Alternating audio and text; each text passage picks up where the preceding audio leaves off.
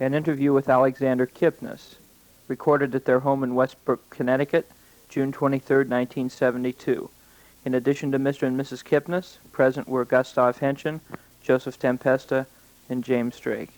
Sit down there. Sure. Well, I know that you're from the Ukraine. Yes. You were born in February of 1891?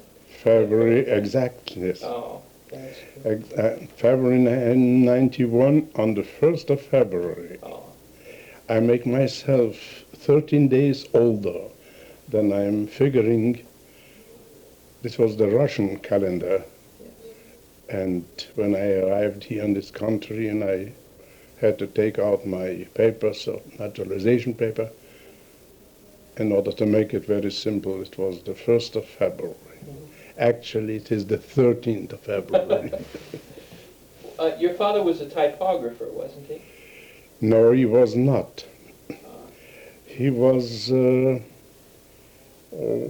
can call it a small merchantman and a learned man. He didn't have any profession. Oh. He was selling coats and material for heavy winter coats, and this was his profession. He died very young. I was only 12 when he died. I see. So you were not at an age where he really had a great deal of influence on your career future or anything. It was not... Nobody actually had any influence on my career. None in my family played or sang. My mother used to sing once in a while, a song here and there, and later on I was astonished to recognize the same melody was Schubert's Serenade or La Donna Immobile. Where she got it, I don't know. I see. You sang as a boy, I had read this, I'm not sure if it's true, as a boy coloratura. Yes. Immense bass voice was once a soprano. Well, this is very logical. Sure. Every soprano turns out to be a bass, not the other way around, you know. An alto, boy alto, turns out to be a tenor. I don't know how this is a trick of nature. I was a high soprano with a very, very good quality, and I sang coloratura and I sang straight songs. I mostly was influenced by the Russian folklore. I heard those songs in the evening time when the peasants are sitting outside of their house and playing and singing for themselves. This influenced me very, very much. I learned all the songs when I was 4 and 5 years old. Is this then what prompted you to take up a musical career? Was it the Russian folklore tradition? No, my love for music was there. It has nothing to do with my career. I worked in my life like a blind person. I didn't have any idea what is going to happen to me. Singing soprano was for me a nature, like for somebody else to talk.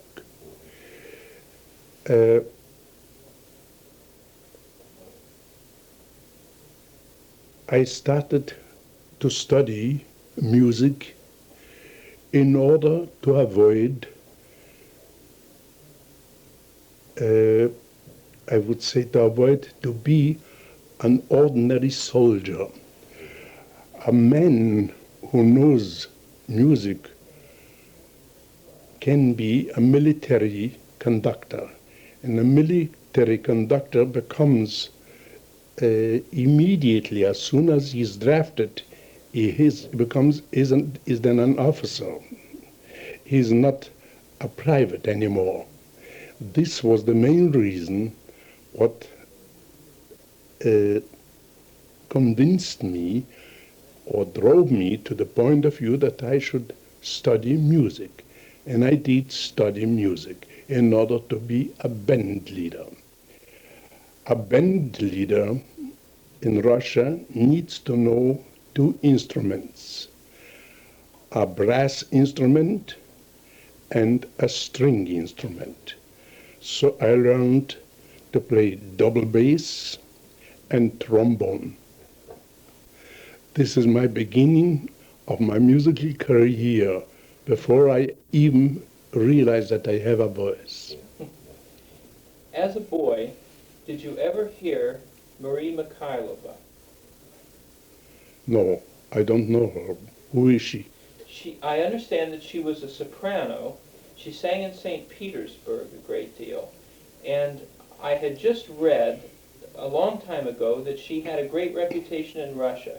And of course, we know nothing of her here. And I wondered, if you haven't heard of her, I'm sure she had not such a reputation then. You mustn't forget, I left Russia in 1912. Yes, I know. It's very possible that she, after that, became very well known and she had a career, but I never went back to Russia. I know. I see. Now, when you went to the Warsaw Conservatory, you were graduated as a conductor, were you not? Yes. Did you do any voice at all? No, at that time I had an opportunity to sing in the choir. Like in every conservatory, you're obliged to sing in a choir and you're obliged to play an instrument. This is part of the musical education.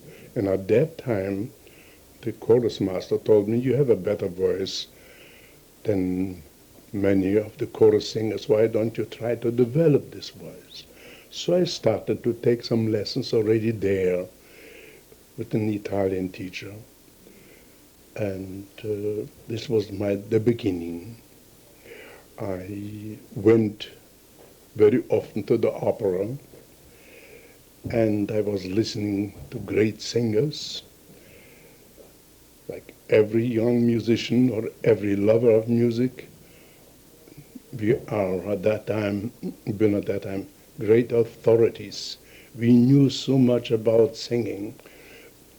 At that time, I was ready to argue anything. When I realized at present time I didn't know anything about singing or about vocal education. About vocal education, there were two very prominent methods of singing that were popular, the Garcia method and the Lamperty method. And what was the difference between them? Did you study under either method? No, I did not study neither under Garcia or Lamperti. I read at that time, for instance, a book by Lamperti in which he indicated you have to stand like this, with one foot forward, have your body chest stretched out, open your mouth, don't look up, just look straight and sing. So I took the same position as he indicated. I tried to sing and nothing came out. No, I had already quite a good voice, and my voice was placed, I wouldn't say correctly, but naturally. I was striving to have a fine, round, warm tone. My musicianship at that time was limited, especially in the field of vocal art. In Russia, we have excellent musicians, excellent instrumentalists, but not very many good singers. We have good voices, but unfortunately, the musical upbringing of those singers is very, very limited. They don't know anything about Bach or Purcell or Handel, or very little about Mozart, almost nothing about the vocal side, what Beethoven composed. We used to know some Tchaikovsky songs, some Rachmaninoff songs, Gricheninov songs, Dergomizhsky, Glinka. It was very, very limited. And a few Italian arias from the Barber of Seville, from Traviata, or from Aida, this was the limit. Therefore, most of the Russian singers cannot sing a recital. Their repertory is so limited. You cannot go on singing Tchaikovsky or Mussorgsky. And even Mussorgsky, people, what do they know? They don't know very much about Mussorgsky. They know the Song of the Flea and maybe songs and dances of that, maybe. And this is the limit of the vocalists in Russia. When I came to Germany, the field of music opened up to me like when a young student enters a university, suddenly he begins to realize what it means knowledge.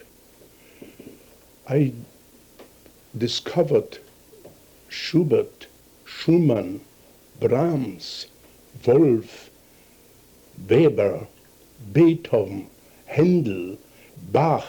This was something like a closed book for me until then.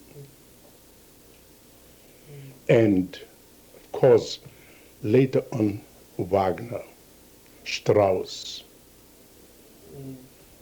In your, at the beginning of your career, was there a basso who you tried to emulate or whom you respected more than others? There was one basso, very well known all over the world. His name was Shalapin.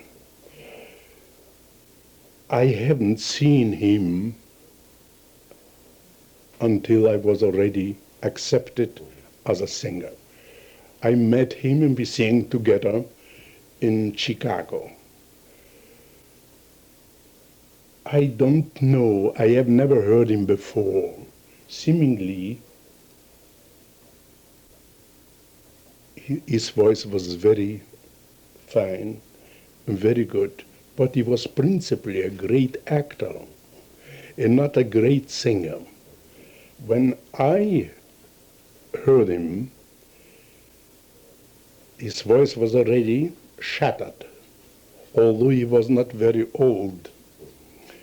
We sang in the same opera in Boris Godunov. He sang Boris and I sang Varlam. He sang in Russian and I sang in Italian. The entire cast of the opera in Boris sang in Italian. The chorus sang in Italian. Only he sang in Russian. Later on, I did the same thing. There was another singer who had a magnificent voice, whom I heard. He had a better voice, much better voice than Shalapin.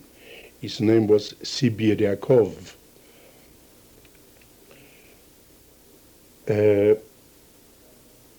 He was not a great actor.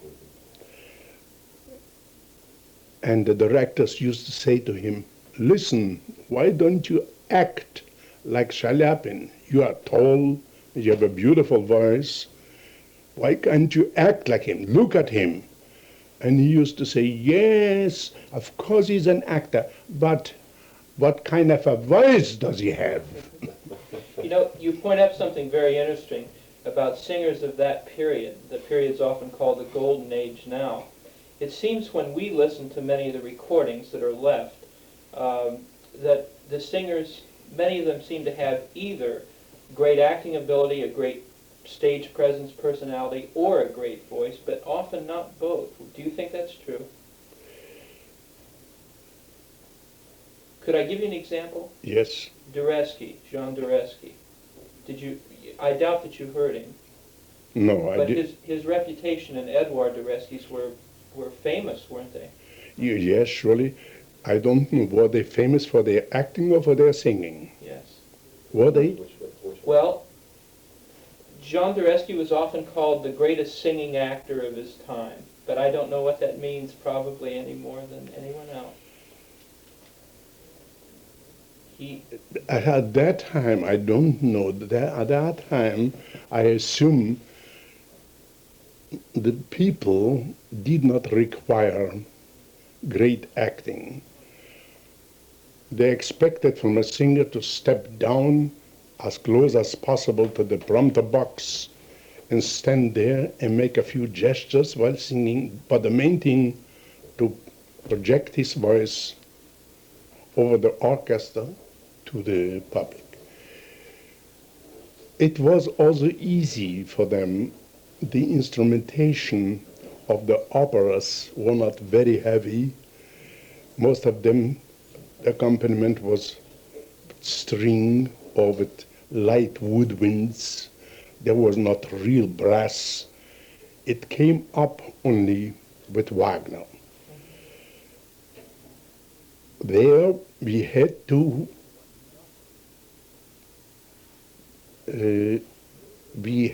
act. It was not so necessary to sing very much with Wagnerian operas. If a person was tall and nice face and had a big voice, then he was a great Wagnerian singer. We have even at present time a number of very great Wagnerian singers, but if you give them something else to sing, then they will be a failure.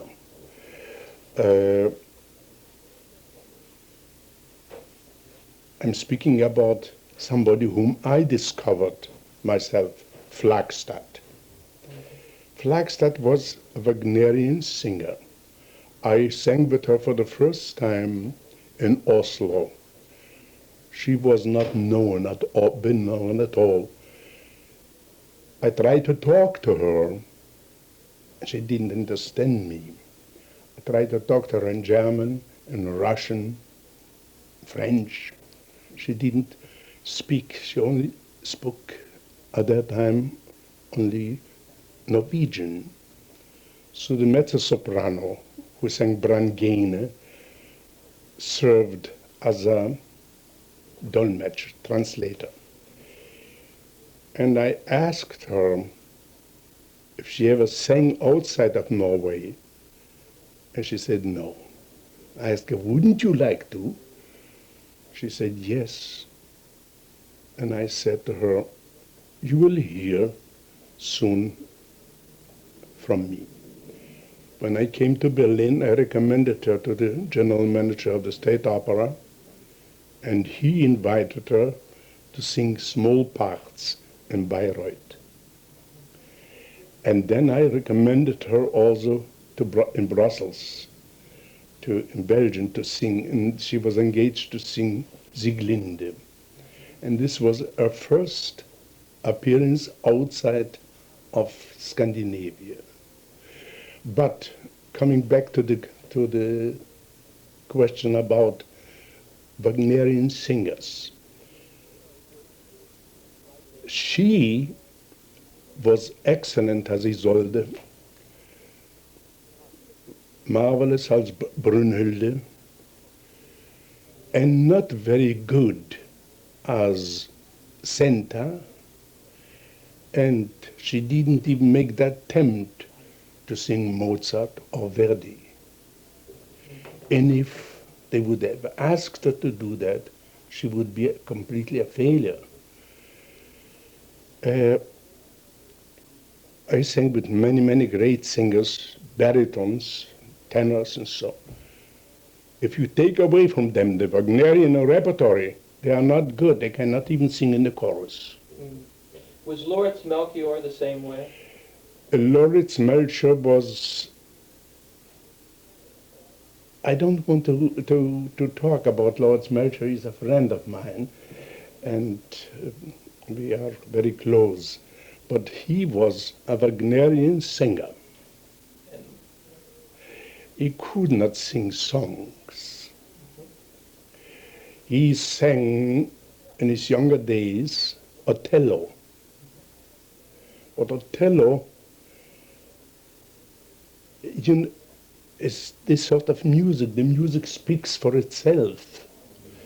The same thing is also with Wagner. You don't need to be a good singer in order to be a great Wagnerian singer. The orchestra illustrates everything, even acting. Besides this, Wagner almost indicated every gesture or every step is in the score. It is not like, for instance, taking an opera like Faust or Pelléas and Mélisande or Marriage of Figaro or Don Giovanni. You have to create a part like that. No, but Melchior had a voice which was unique in this century. Not only loud, but also the warmth. Listen, for instance, he's singing the last act of Tristan. Then you don't have any acting, you don't need anything. Just listen to his voice. Have you seen him recently? Yes, I saw him about 4 weeks ago. How is he? Is he in good health? Seemingly he's in good health. He walks slowly. Something, he has trouble with his legs. And he doesn't hear well. He has a secretary, and she's sitting all the time around him, and she speaks almost into his ear in order to make him understand. No, his appetite is very, very good, and he's very thirsty. Oh. Did you hear Mattia Battistini? Yes. Did it have a good or bad effect on you at the time? And Mattia Battistini had a great effect on me in one way, and a very disastrous effect on me the other way, because I realized I will never be able to sing like that. He had the kind of voice that all the other voices on the stage at the same time sounded like tin in comparison to a golden bell. And of course, the size of his voice, the phrasing of his voice. He was not a great actor. Besides, he wasn't a very good-looking man either. But what a singer, what a voice. And I heard him when he was young. I studied at that time. And believe me, when he stood there and opened and sang Masked Ball, or there was an opera called Quo Vadis, which he sang, and it was, you simply stood there with an open mouth and wondering how is it possible that a man can sing like that. And it was disastrous for me, because I realized, what is the use of trying to sing? I will never be like that. But you were encouraged to go back to singing after that. Well, yes. The secret of a young musician is something, and the striving power of a young singer is something you cannot kill it. It goes all the time, and even if he has one disappointment, he will continue to go to a second a try and a third try and a fourth try, and I realized I will not be a typically Italian singer, but I will be a singer of another different kind. I had different outlets. I had the Russian literature, I had the romantic literature, I had the Wagner literature, and I had the classic literature, and I had many other I had languages to go back to. And yet you attempted some roles in the Italian. Oh yes, I sang Italian parts. I sang, for instance, one of my best parts was Don Carlos, Yes, I was going to ask you about that. which I sang in Vienna, and I sang it in Berlin.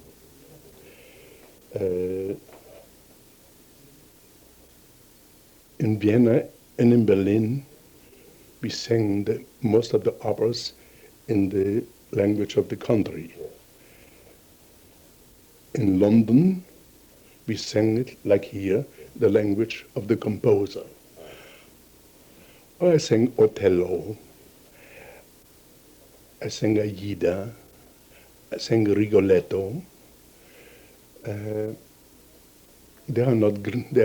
They don't have great bass parts, but Don Carlos is a marvelous part, a great Very part. difficult Yes. part. I sang in Italian Don Giovanni, and I sang also in Italian Marriage of Figaro. Magic Flute I sang in German, and in New York I sang it in English. Who were some of the Rigolettos you sang with, and of them, who was your personal favorite? Rigoletto. My strongest impression was, at that time, a Russian baritone, Baklanov. Yes. He was a very, very good actor, and he had a good voice. He was not a great musician, but a wonderful actor. He also, I admired him as a Scarpia. He was not just an evil character, but he was, little by little, he developed into this character which Scarpia became. In the beginnings, you could see Scarpia, a gentleman who simply, you could see the way he fell in love with Tosca, the way he admired her. He didn't show up as a Mephistopheles like so many Scarpias do. Right from the beginning. Yes. Yes. Of the singers that you would have heard when you were studying, did you ever hear Leo Slazak?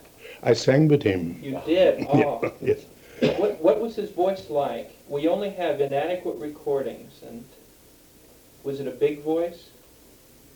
It was, yes, it was a big voice, but more a penetrating voice than a big voice.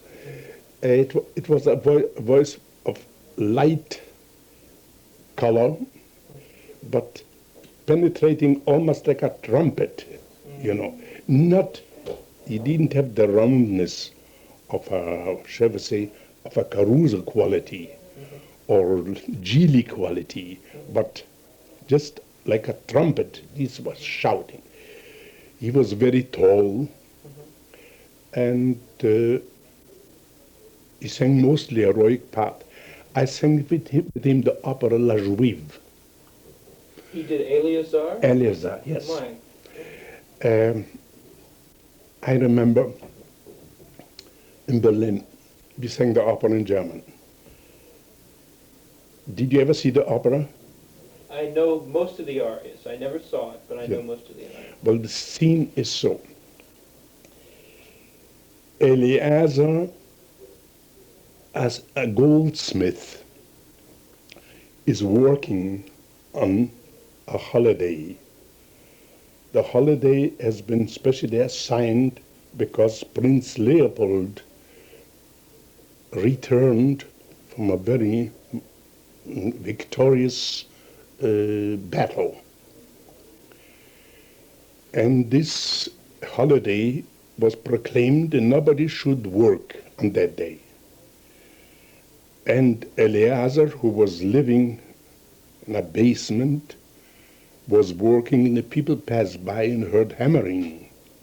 So they got Eleazar out of his basement and arrested him, and they were guiding him to the prison. On the same square is the cathedral, and the cardinal, I was the cardinal,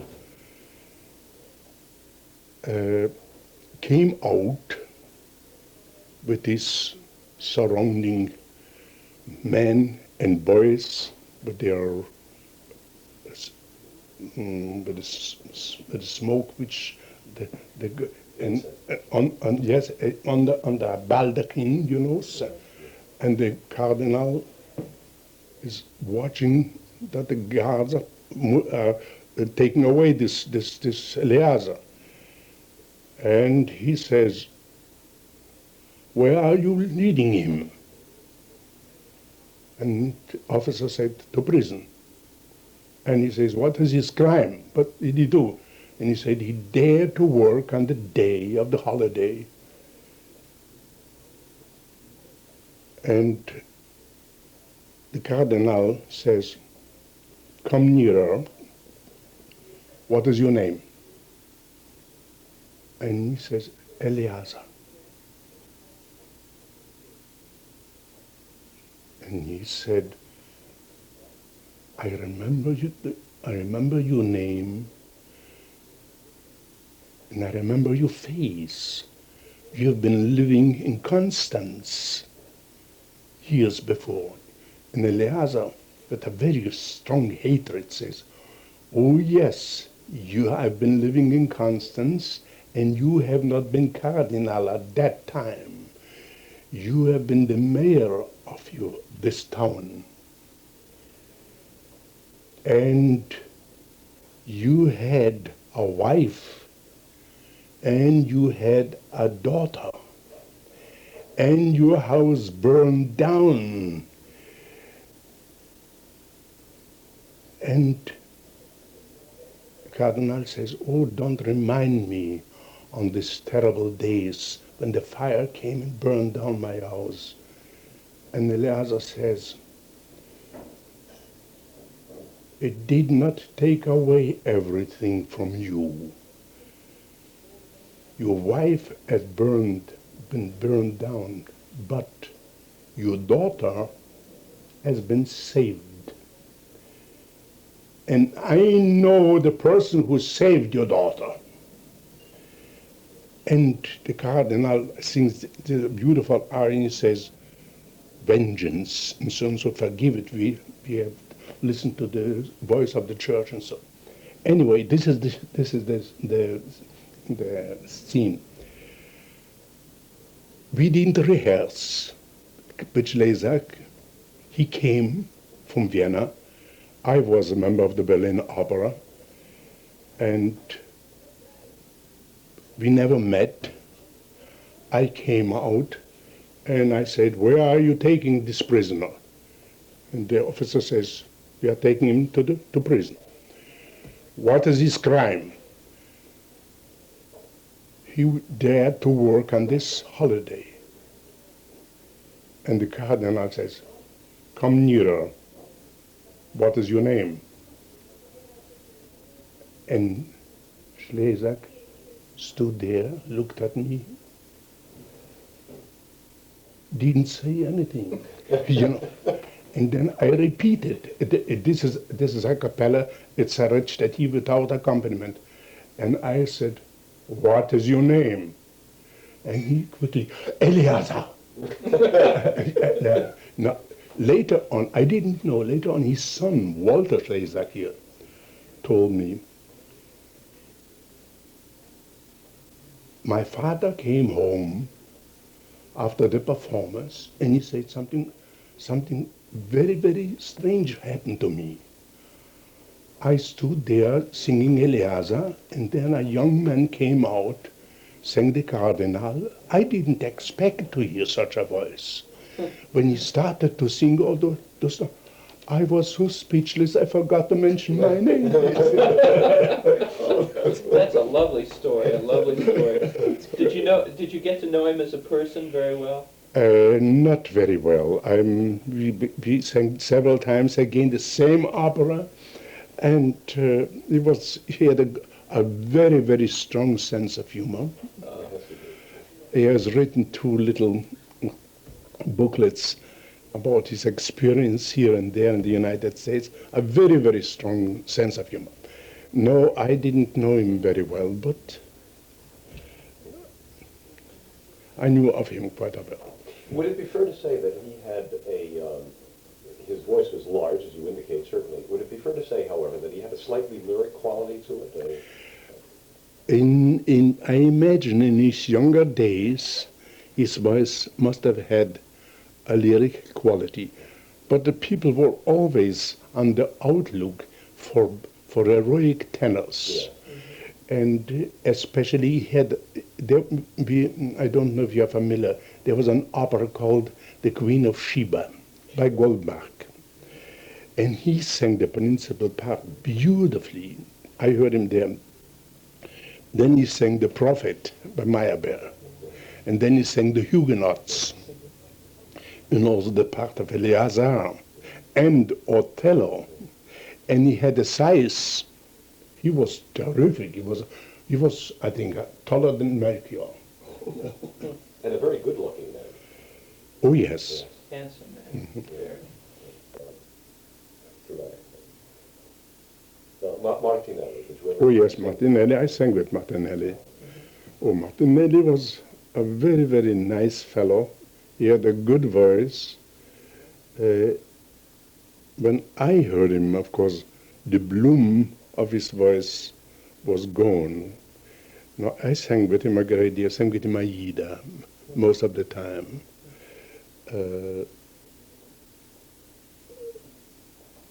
He was very, very charming and very, very nice and a very kind person he was. Yes. Have you heard most of Caruso's recordings? I think so. Have you ever heard his Rachel from La Juive? Yes. Do you think he would have been a good Eleazar?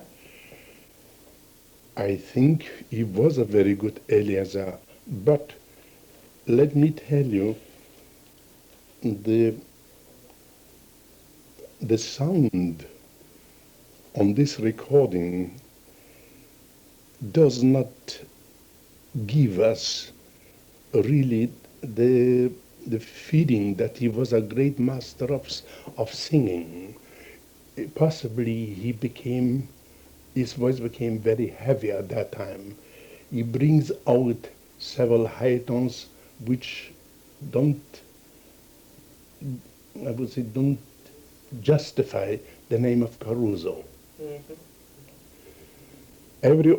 This is his worst singing. But, I mean, his worst singing is still the best of the others. Yes. I was wondering too, did you know Riccardo Stracciati? No. Not at all? No. When you came to Chicago and sang at the Civic Opera, did you meet Mary Garden then? I will show you, I sang with Mary Garden. I will show you a letter which Mary Garden wrote to me after the first performance of Pelléas and Mélisande. I sang with the Pelléas and Mélisande. I sang The Juggler of Notre Dame, yeah. Thais, Sappho,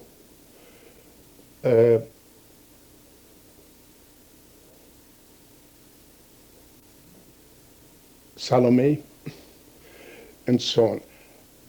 She wrote me a letter. The letter's dated the 22nd of January, 1925, I see now. And it reads as follows. Dear Kipnis, however can I tell you all I feel for your Artkel of last night? Yeah, in all the years I've sung Pelléas, I have never seen or heard one like it. You were great. Bless you. And all my thanks for all the work and devotion. I do appreciate it so deeply. And it's signed Mary Garden. It's a lovely thing. Good. Well, when she gave up singing, she was lecturing here in this country. And when she arrived, she was interviewed. And she was asked, I have this also, and it was printed in the Times. She was asked, who was the best singer of Debussy, in her opinion? And she says, it was not a Frenchman, it was a Russian. And this is what happened really. There's one phrase when after the scene that Golo is throwing her to the ground and shakes her, jusqu'à terre, jusqu'à à genoux, and Arkel steps between him and her, and he only shouts, Golo. And Golo stands there and says, I am walking here like a blind man. I don't know what happened. And he leaves the stage. And Melisande sings, Arkel says, he must be drunk. And she says, no, he is so unhappy as I am. And then comes a beautiful phrase which Arkel sings, si j'étais Dieu, j'aurais pitié du cœur des hommes. If I were God, I will have pity upon the hearts of human beings. And she fell down into my chest and cried. The curtain went down already, and she was still hanging on and crying there. And in the last act, when I showed her her child, I have never seen anybody having real tears in the eyes, especially in the middle of an act. If you have that. Here, Mary Garden on Debussy.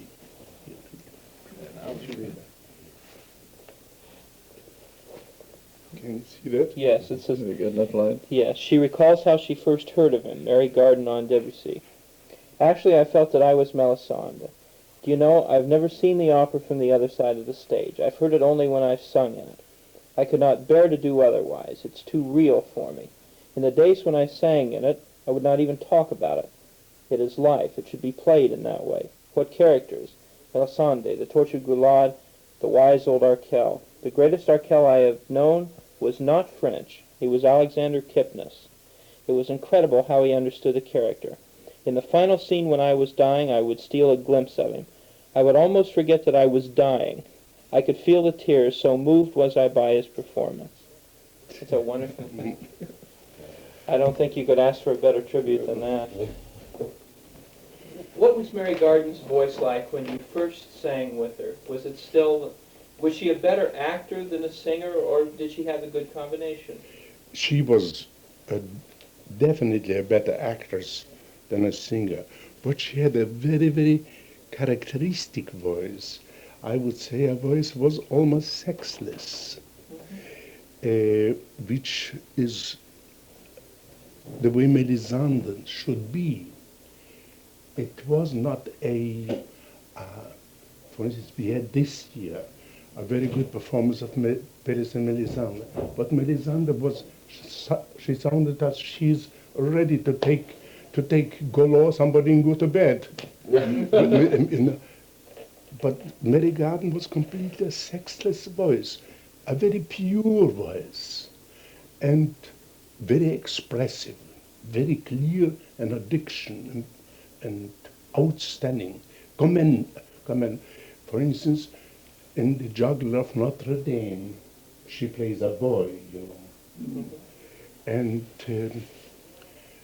she was so convincing as in the character, and she was capable to color her voice accordingly. She sang Salome. She didn't have the voice for Salome. Salome requires, first of all, a very sexy voice and a very strong voice with enormous tops, in order to bridge over the sounds of the waves of the Strauss orchestration.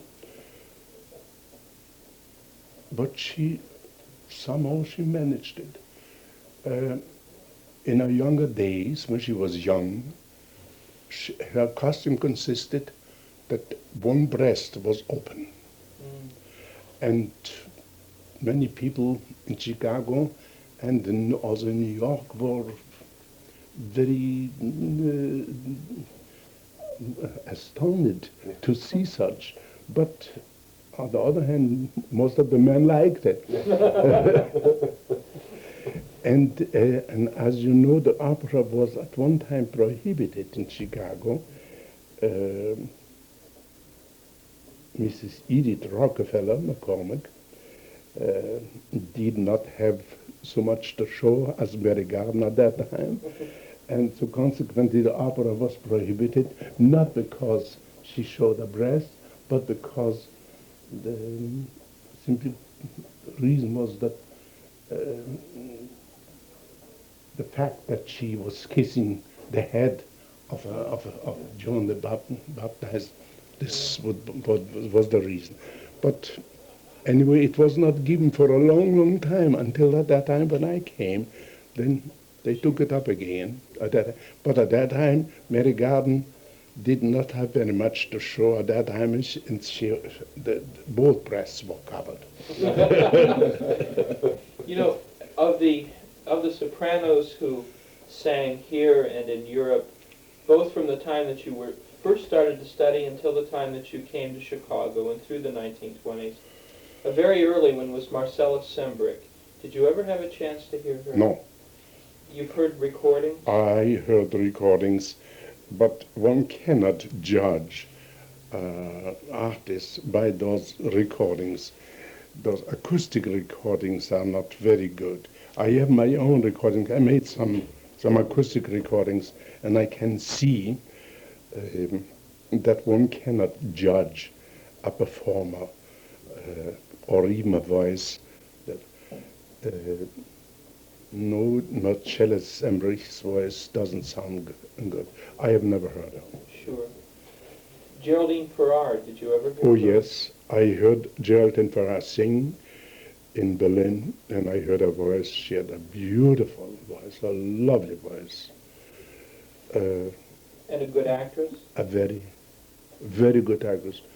I remember I had a friend, a tenor in the opera, and he simply said, every time I sing on the stage with Mary Garden, with Farrar, I am in love with that girl. She doesn't mean anything for me when we leave the stage, or after and before. But when I sing with a Manon, or I sing with a Faust, or Mignon, I'm in love with that girl. So good an actress she is. And she was, of course, a very good-looking creature. Was she a powerful voice? Not powerful, but she had a lyrical quality, but a penetrating voice, yes. Johanna Godsky, did you ever sing with her? I did not sing with Johanna Godsky, no. Did you hear her? No, I met her on the boat. Yes. She made only acoustic recordings too, I understand, Yeah. so you really can't tell anything about her either. No. Of the baritones even that sang in this country and that would have sung in Europe, did you either know or hear Antonio Scotti? I heard him once in the famous performance of Falstaff, where Tibbet got his big chance. I was in the theater at that time. Was Tibbet really as impressive as in that performance? Tibbet had a good voice. Tibbet was intelligent and a very good actor. and had a good range, good voice, good singer, clever.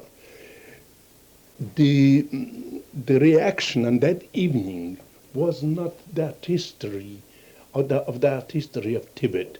It was the fact that here was a young American who sang very well and had a very good voice, and Scotty didn't give him a chance. Every time the people applauded, he came out, and he didn't even take Tibet with him.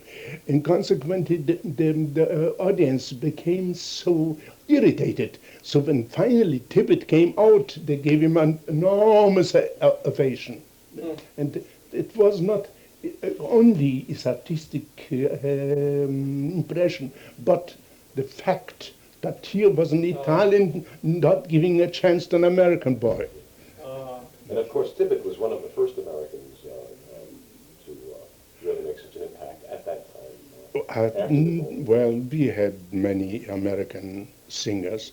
There was Whitehill. Was he a good singer? I think he was a good, I didn't hear him, but I understand he was a good singer. I heard several American singers in Europe. Well, Farrar would have been, of course, an American. Yes, I'm only having in mind of men. Okay. Men, yes. A famous story, what Tibet's success in Falstaff, his overshadowing Scotti, however this occurred, also occurred to Tibet when Warren overshadowed Tibet. You certainly knew Warren. Yes, I sang with him. What your impression of Leonard Warren? Leonard Warren had a beautiful, big voice. According to my opinion, he was not a perfect good singer. His voice was not perfectly placed, but his voice was magnificent, an enormous range, quite expressive. He was a very, very hard-working man. I've never seen a person, a singer, working so hard and so trying to penetrate into each word and to each meaning as Warren. Warren was not very intelligent, you know. Yes, he moved you. His performances moved you.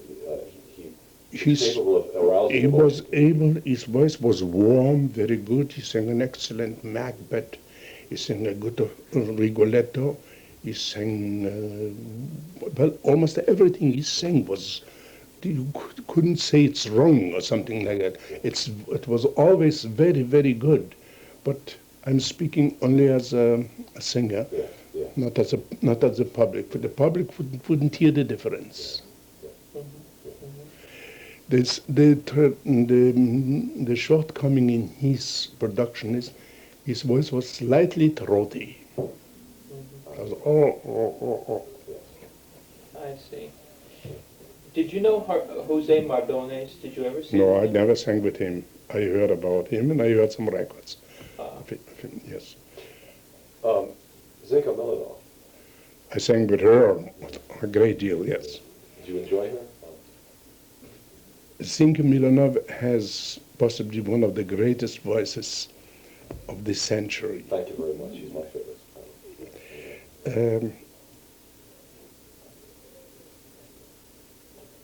I sang with her in the very beginning, and then I sang with her later on. Here, sang with her in Salzburg, with Toscanini, when we all sang Verdi's Requiem, and when Toscanini coached with her. And sang with her some recitals, joint recitals here. No, her voice is magnificent.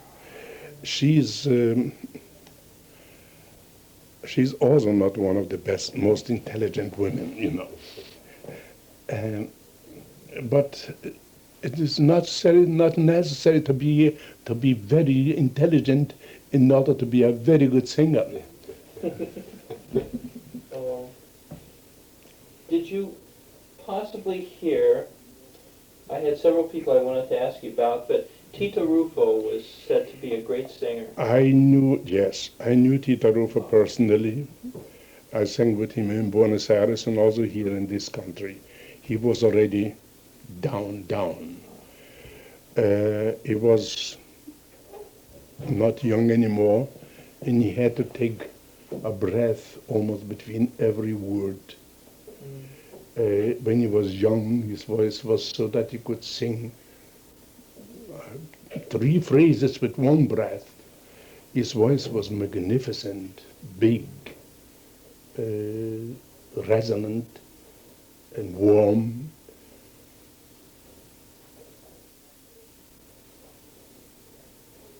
He was a gentleman. He was very, very, very nice.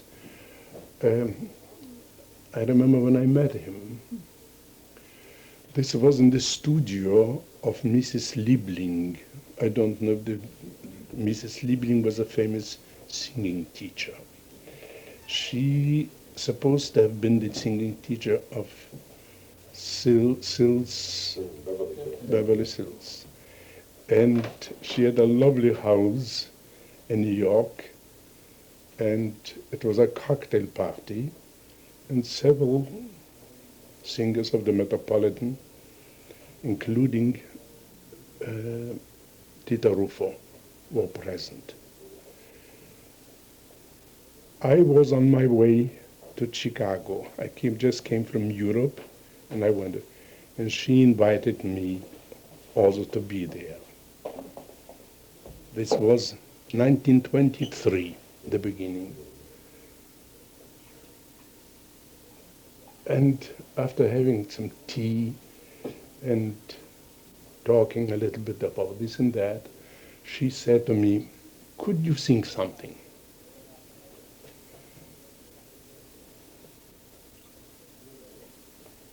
I said, "I don't have any accompanies here."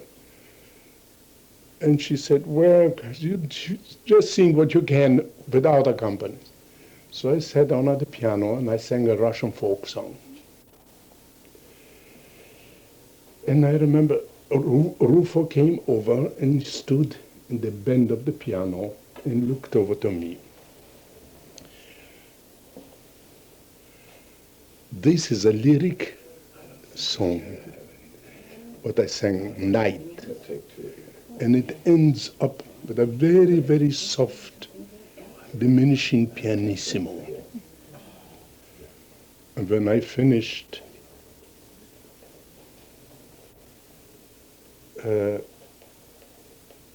Ruffo turned to the other people and said, "This is the way I always wanted to sing, and I couldn't." He said, not that I couldn't, but they didn't let me. I studied singing the way this man is singing. But my voice is big, very resonant. Thank you very much. No. And when I started to sing Rigoletto and Traviata, and I had opened up my big resonant voice, the people were mad, crazy about that. And my manager was very happy with me until I realized one day that my name is good enough to do, that I would allow me to do what I would like to do. And one day in Rigoletto, when the monologue came, Pari siamo, I sang phrases very, very, very soft. And after this scene, my manager came in and said to me, "Ruffo, what happened to you? Are you sick?" And I said, "No, but I'm singing the way I've studied singing now." And the manager said, "You are going to ruin your career if you don't sing like before. The people are disappointed."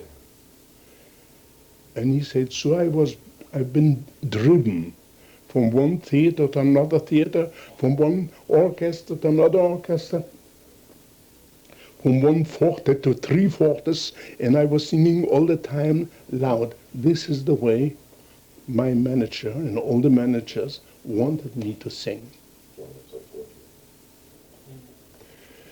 This is when I met him, 1923.